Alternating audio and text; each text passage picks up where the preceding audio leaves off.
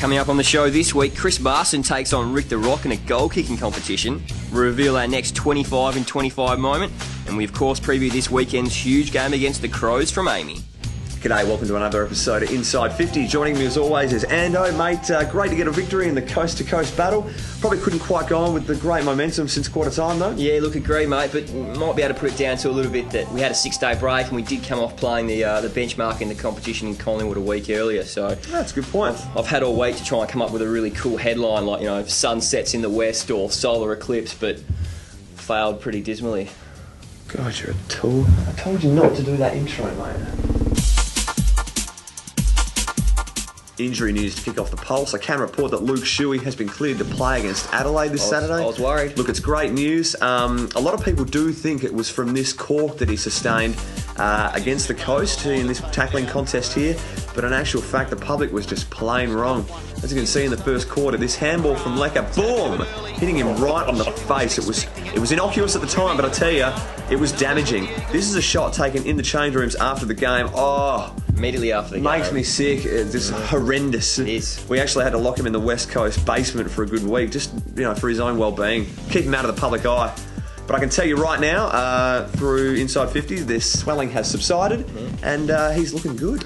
We are the newsbreakers. Yeah, right here. So, hey, look, coming up this weekend as well, don't forget Eagle Vision. It's coming off the bye, so a week hiatus last week, but 2:30, Channel 7, lots of stuff going on this week. Obviously, it's an insight into the club. Probably the main thing to look out for, the boys channeling their inner Dennis committee. They have a crack at some commentary this week with a few laughs. Funny time, Sunday 2:30 on 7, check it out.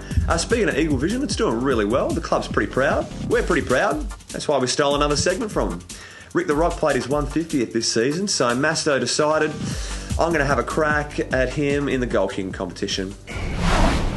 Mate, last time we had you on for a competition, it was versus Lecker at table tennis. Surely you got to like your odds a bit better, taking on the bird. Oh, you'd think so, but I'm not going to count my eggs before they hatch. Oh, clever. So we got any tips or tricks we're willing to lay out, mate? Nah, mate, we'll just see how we go, and then we'll take it from there. Wherever the spots are, then I'll decide what's going to happen. Are there any nerves at all? I mean, yeah, massive nerves. Yeah? Yeah, massive just because you don't really know how the boy can kick it, look at the thighs. Just because he's a mascot. Rick, you ready to go? Oh, how about you get excited, mate? You going to win today, Rick? Yeah, rightio, mate. Let's get it on.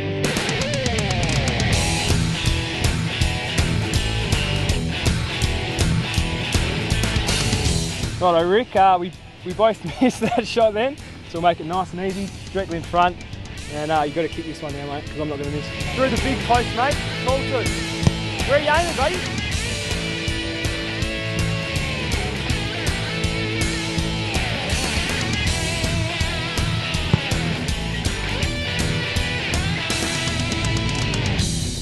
After the siren to win. Nice score, mate. Terrible. Oh.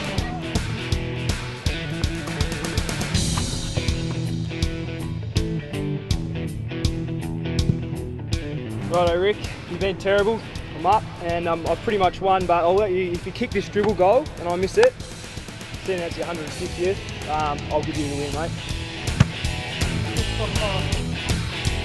This is how you do it, alright?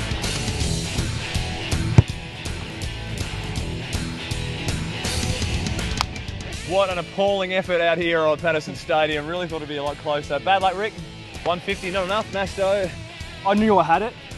Rick's been terrible, but give him another 10 years and see if he can get a little bit closer to kicking the goal. If he didn't take it out, I probably would have submitted the film to Woosha and he would have been in some strife. So well done, boys. Good on you.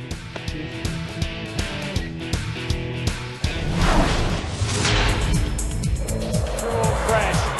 Jones to Braun. The Eagles are still trying.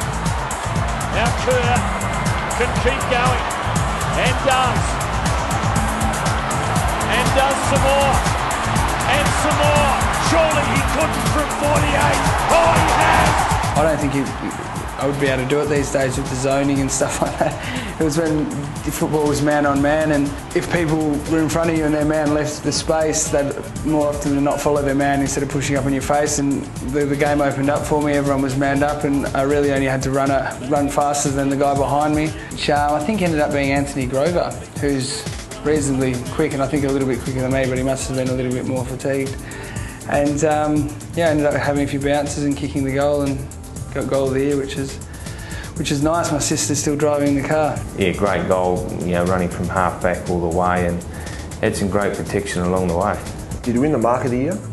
No. He probably should. He's saying he should have when he took that hang over Scotty Burns. But really, Burns is only 4'2", so he didn't actually get that high. And I had to run next to him, as you do when someone's carrying the ball. You always got to have someone next to you to either talk to him and tell him how high he is or how much room he's got, and I had to run the whole way. And in the end, obviously he's fairly fast, Kieran. I was screaming at him saying, keep going, because he kept getting further and further away from me because I couldn't keep up with him, and he had the ball in his hand. So yeah, it was one of those things. It was pretty good to be involved, even though when his highlight comes up, I'm just behind him, just like with the head bobble and that. So it was quite a good moment. He's been an outstanding player for this football club for a long time. And that particular goal, I mean, I think he got it on the half-back flank, and he's just taken off like he normally does, and he runs and he bounces and he bounces again and he bounces again. And normally he's actually a pretty terrible kick, so to actually finish off with a great goal after that big run that he's done was extremely surprising. He was just fortunate enough that all the forwards drew their defenders out and he could run the whole way and kick a flower bagger straight through the middle of the goals. Okay, let's have a look at the teams. West Coast versus Adelaide. It's on Saturday, of course, at Amy Stadium. 12:10 bounce down Western Standard Time. The outs, the three S's, Strike, Swift and Shepherd. The ends, though, look at these names. D. Kerr, S. Butler and Brad Ebert. Good to see there are no forced changes in the West Coast lineup. Really capitalising on that amazing depth that we have into the waffle. We want to touch on some good players that we always do. And from the Gold Coast game, Matty Prittis, amazing game. But we're not going to go there. Sick of him. Done him to death. Tell you who did have a good game was Dean Cox. 28 hit-outs. Yeah, look, the ruck combination is going on cherry ripe at the moment. Nick Natanui and Dean Cox. And look, those guys are actually second and third at the club in contested possessions behind Matty Prittis, so full credit to him. Amazing. We're at round 12 this week. I cannot think of another ruckman besides maybe Brad Ottens and Aaron Sandilands that would be close to Dean Cox for All-Australian. Yeah, I think you're spot on there, Anno. Let's talk about Mark LaCroix. Jeez, it's great to have him back in the lineup after that injury in round one.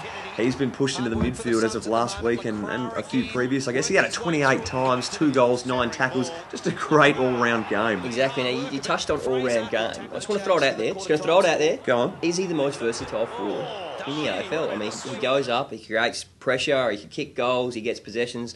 He's having an unbelievable year. I'd love to hear who he's up against. It's not as many in his category, I reckon. Oh, I agree. Brad Ebert's been named on the half-forward flank this week. I wonder how much alternating they're going to do, whether they will push LaCroix forward or get Ebert running in the midfield rotation. Be interesting. Exactly. Hearn and Schofield, probably working down back, probably their best games of the year. Yeah, look, totally agree with that. And once again, halfway through the year, and those guys are really playing some great footy. Bunger's, 30 touches and 14 marks, like a personal best. It was a PB, yeah, it was amazing. Schofield playing some great footy as well, knowing when to leave his opponent and the right moments to attack. He's just getting better each game, and it's great to see. Was quiet in the third term from that groin injury, but it's going to be interesting to see where he sits when Mitch Brown and Bo Waters come back into the team. I believe he's in the best 22, but it's going to be interesting how his role will change. I agree with that, and you mentioned those two blokes there, in Brown and obviously Bowie Waters. I mean, how good a dilemma is that to have to try and fit those guys back into a team? It'd be great, exactly. And it ain't too far away too. No.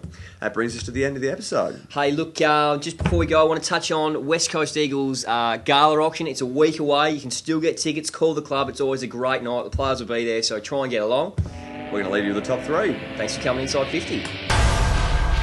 Kicking off the top 3, Josh Kennedy, great defensive work in the forward 50, gathers, shrugs the tackle, left foot snap after dancing around his opponent. Friendly bounce, but great goal. Coming at number 2 this week, the Big Q delivers inside 50. Huge kick.